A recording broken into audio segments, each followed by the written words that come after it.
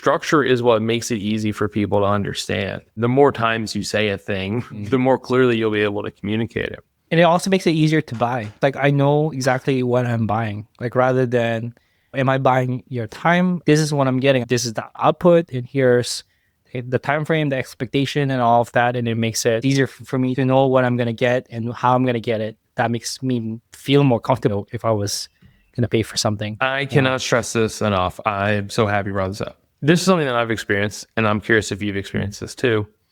In the early days, there are just some people who are excited to work with you.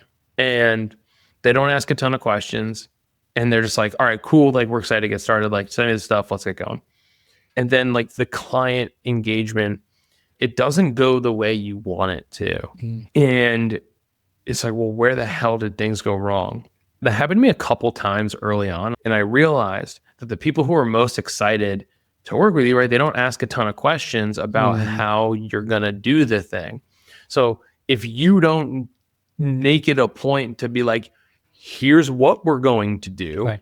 here's how we're going to do it, and here's what the engagement's going to look like. I call this idea the sales cascade. It's like, if you don't cascade them down and explain it to them and explicitly just lay it out, they're going to show up and be like, okay, so when are you going to get into our onboarding stuff and do all the work? And you're like, hold on, like, I'm going to give you the plan. Like, I'm going to audit the thing and give you the plan. And they're like, oh, I thought you were going to do it, or whatever the thing is. And you're looking at them like, how did this go so horribly wrong? Like, how were their expectations so way off? It's so true. Assumption kills.